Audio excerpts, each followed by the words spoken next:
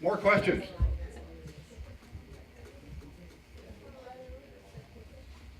Sure. Very similar. We know that waterfowl can somewhat teach their young, and once they're in a refuge situation, they come back and back. Do we see that in many of these passerines, that once you build it and they come, are they coming to that site every year, using that as a stopover point to refuel? They know where the next one is, they know where the next one is, or is it they just don't live quite as long and are doing that? Dave, do you want to give a shot at that? There are some studies that have shown, say, that a Tennessee warbler coming from Canada has landed in the same spot in the fall in Michigan in 2 or 3 subsequent seasons, and a few other examples like that. But by and large, it's thought that no, the birds don't return back to the same spot. But it should also add that we don't really have the techniques to look at that very carefully yet. So I think the question's still out there. But given the fact that winds can move these birds around a lot, and the weather conditions are probably different every migration event, it's probably not too likely that they come back.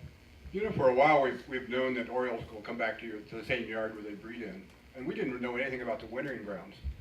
Now that we're starting to do more banding work and doing transmitter work and so forth, birds go back to the same wintering grounds. There's people banding hummingbirds, ruby-throated hummingbirds, for example, in the blooming aloe vera fields in Costa Rica. They're retrapping the same birds on the same field year after year. And as we start learning more about migrants and stopovers, and I guess I'm basing this a little bit on, again, a hummingbird.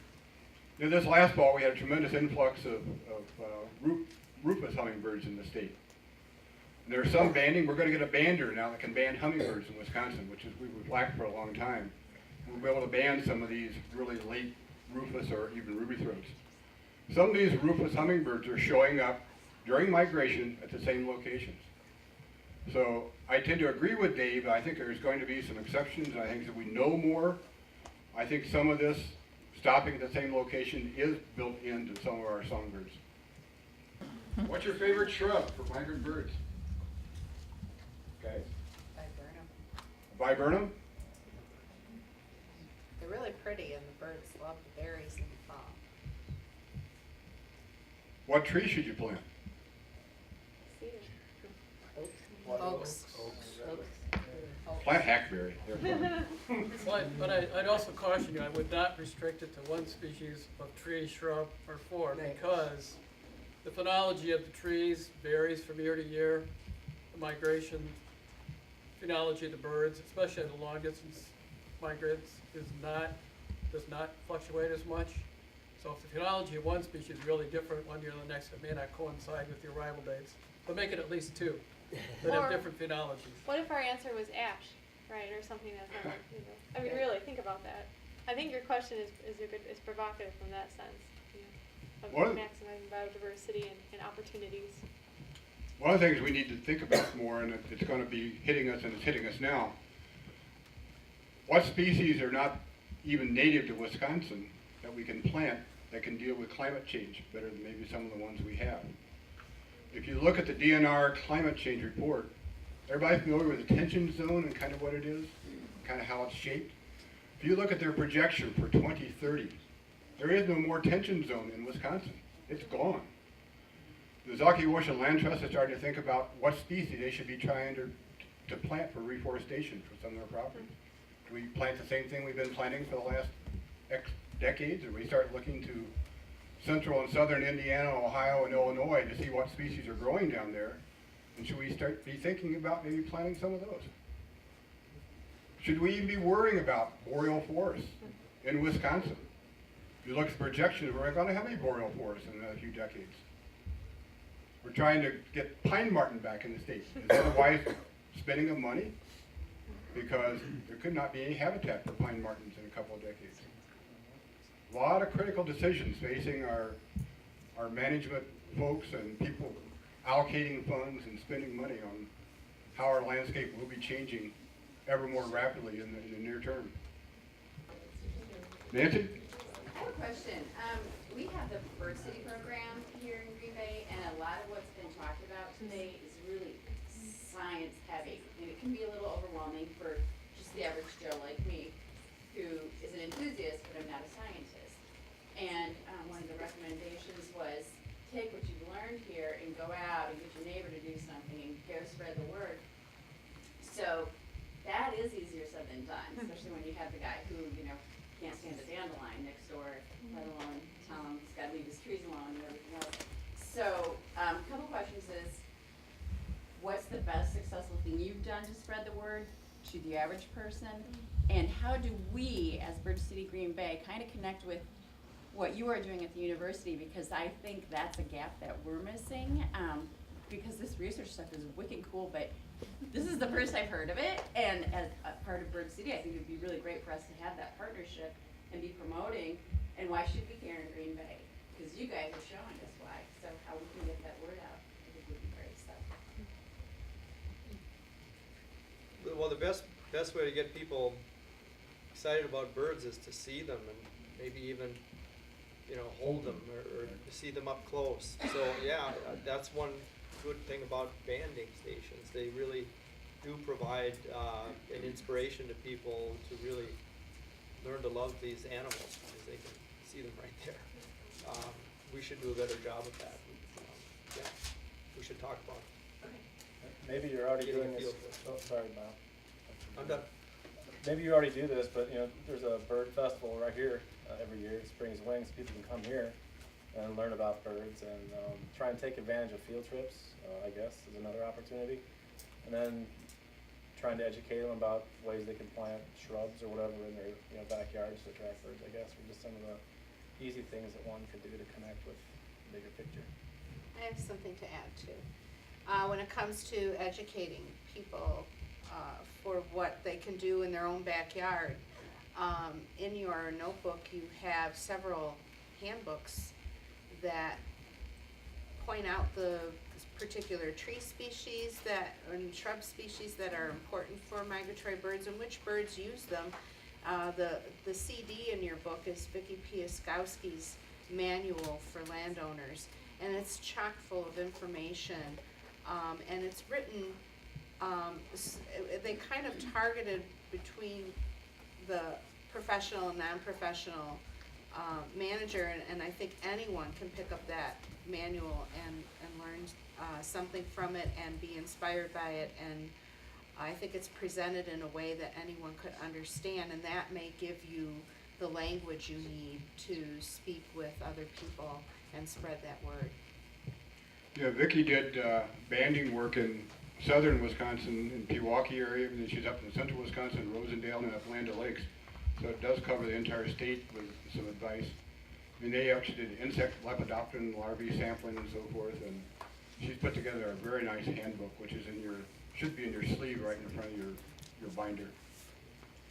I'll add one thing that might seem like a sacrilege coming from a bird biologist, but one thing I'm finding too is sometimes, no matter how cool they are, birds may not resonate with everybody, and sometimes it's good to go in and just ask questions. Well, what do you want? What's not working for you? What would you like to see change on your property? And maybe it's flood control, maybe it's better habitat for deer and turkeys, and then maybe in the back of your mind think of conservation practices that are beneficial to migratory birds, but that you could package or market towards some of these other objectives that landowners have. And sometimes it's just finding those connections or linkages. Maybe they want more pollinators, so you encourage plants that are good for pollinators, and oh, by the way, will benefit migratory birds too. So sometimes it's really important to find those linkages and not just like sell birds to people, even though I think we should. Sometimes it just may not work, and finding these other ways to move the needle on conservation can be effective. And now you can throw tomatoes at me for saying that, because I know that was, edit that. Sorry, Katie. I'm going to throw a question out to the Nature Center folks. I know we at least have 4 represented. Of course, Mike is here from Bay Beach. We have Steve here from Mosquito Hill, Bernie and Jim from Woodland Dunes. I know we got some Bobolt's Nature Centers from Appleton. I don't know, did I miss any other nature centers? Thousand Islands. Oh, Thousand Islands. What is your most effective workshop or event or class or field trip to reach young people from a bird perspective? Or do you even have any? Anything with live animals. You get some live birds in there, and they are focused and listening to anything you have to tell them. Do you have trouble getting your hands on live birds? Well, my hands on them sometimes, but even just having a time where you can just about guarantee that they're gonna see those live birds. We just had our first Eagle Days in the Fox Valley area, and the fact that we could pretty much guarantee all these people coming to the Fox Valley that they were gonna see eagles and eagles in big numbers, it was really an eye-opener for people. You do have eagles this winter. Yes. Any other comments made in the nature centers? Going back to Dick's question again about how to get young people involved. We have a lot of DNR people and park people, Thousand Islands, that kind of thing, that do a lot of educational things on site. I'm co-president for Wild Ones, the Green Bay chapter. We actually have a program called Seeds for Education, where we donate seeds and plants to local schools, and the teachers get involved, and the kids go out and they plant their own little prairie or rain garden or whatever it is. Is it possible to take your programs out of your environmental center and actually become a part of the school curriculum? Definitely. I'm working with a school in Kokona, the Park Community Charter School, and we have formed this fantastic working relationship. I work with each grade level from K to 4 times a year. Half the time they're coming to me, half the time I'm going to school, so I can't speak for the other nature centers, but we're always more than happy to go to the schools and do what we can there. I mean, I think that's a great way to reach young people and try to get them involved in birds and the environment in general. Any other comments? Dick? I'll add one more comment. At High Cliff State Park, probably 10 years we've been doing the bird program there for purple martins, for banding. And that's, I don't know how it ranks for numbers of personnel out there, but certainly the youth, they really gravitate to that because they, again, it goes back to that hands-on type of thing. We can lower down the houses if the weather is appropriate. You can look at the nest, but until they hold that little critter out there in their hand, that fuzzy, warm little feeling there is warm-blooded. That's what really captures them, and that's when they begin to understand that how problematic things can get for bird species, what can go wrong, all of those things out there. That's what really teaches them. They may not listen to me, but they're kind of feeling the heartbeat. If you're not familiar with Bird City, there are brochures and a handout there on the table where you came in. We now have 60 Bird City communities, and these can be villages, towns, cities, or counties. We have examples of all 4. It's been, I think, a very successful program. A wonderful website that Bird City, Wisconsin has out there, so investigate it for your community. And we have, I know, several Bird Cities here represented in our audience today. Anything else in the audience? I can't say enough about volunteers and getting volunteer effort and people involved, because that really is what I think in the future is going to make things happen. And I don't want to mention our bird checklist until Bob leaves, that we have 265 species. I don't want to rub it in or anything, but that was over 40 years, so you still have time, Bob.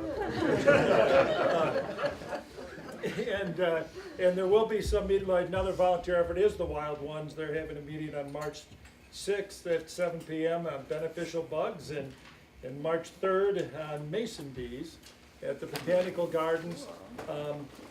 There's someone mentioned the synergies between groups, and one that I know Wild Ones and other groups here in Green Bay have been involved with are the pollination corridors. And it's a series of gardens across the city. There's over 60 sites right now, just in Green Bay, and those also, serve as migration corridors. So all these different efforts really have a real synergy. There's our Swift Night Outs. We've done over 70 chimneys over the last 2 years, monitored 70 chimneys over the, it's all volunteer efforts, so there is hope.